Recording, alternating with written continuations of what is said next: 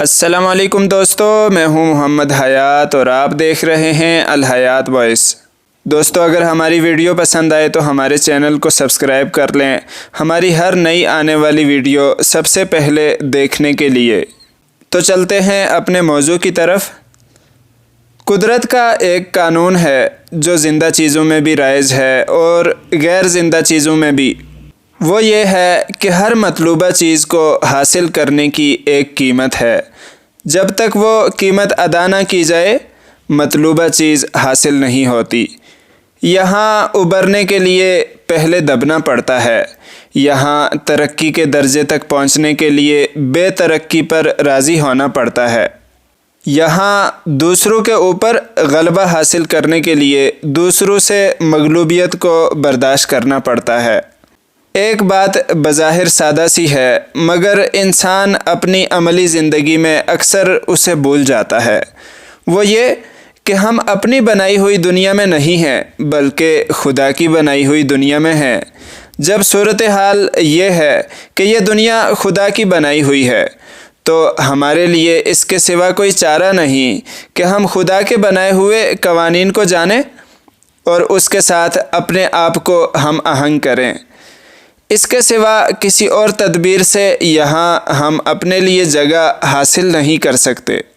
جو لوگ چاہتے ہوں کہ ان پر یہ مراحل نہ گزریں اور اس کے بغیر وہ ترقی اور کامیابی کے مقام کو پالیں، ان کو اپنی پسند کی کوئی دوسری دنیا بنانی پڑے گی، کیونکہ خدا نے جو دنیا بنائی ہے اس میں تو ایسا ہونا ناممکن ہے۔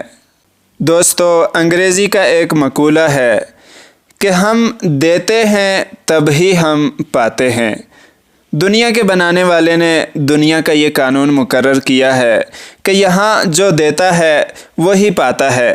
جس کے پاس دینے کے لیے کچھ نہ ہو، اس کے لیے پانا بھی اس دنیا میں مقدر نہیں ہے۔ ہمارے چاروں طرف کی دنیا میں خدا نے اس اصول کو انتہائی کامل شکل میں قائم کر رکھا ہے۔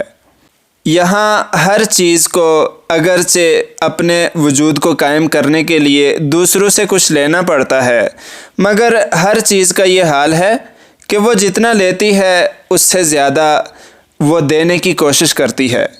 درخت کو لے لیجئے۔ درخت زمین سے پانی اور معدنیات لیتا ہے، وہ ہوا سے نائٹروجن لیتا ہے، وہ سورج سے حرارت لیتا ہے، اور اس طرح پوری کائنات سے اپنی غذا لیتے ہوئے اپنے وجود کو کمال کے درجے تک پہنچاتا ہے۔ مگر اس کے بعد وہ کیا کرتا ہے؟ اس کے بعد اس کا پورا وجود دوسروں کے لیے وقف ہو جاتا ہے۔ وہ دوسروں کو سایہ دیتا ہے، وہ دوسروں کو لکڑی دیتا ہے، وہ دوسروں کو پھول اور پھل دیتا ہے۔ وہ ساری عمر اسی طرح اپنے آپ کو دوسروں کے لیے وقف رکھتا ہے، یہاں تک کہ ختم ہو جاتا ہے۔ یہی حال کائنات کی ہر چیز کا ہے۔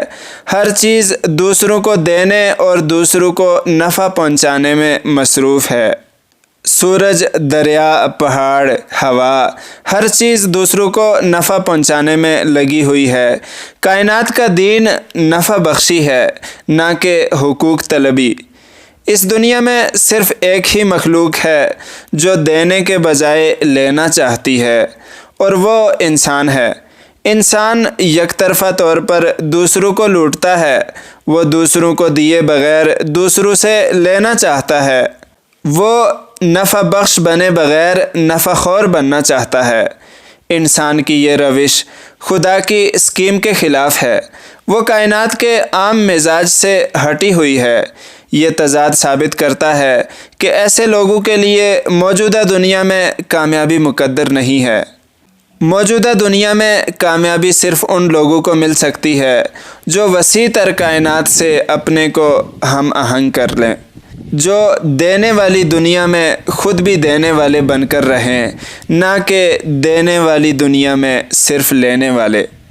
تو دوستو، کسی سے اگر کوئی فائدہ اٹھانا ہے تو پہلے اس کو فائدہ پہنچانا ہوگا، تو پھر اس سے آپ کو فائدہ مل سکتا ہے۔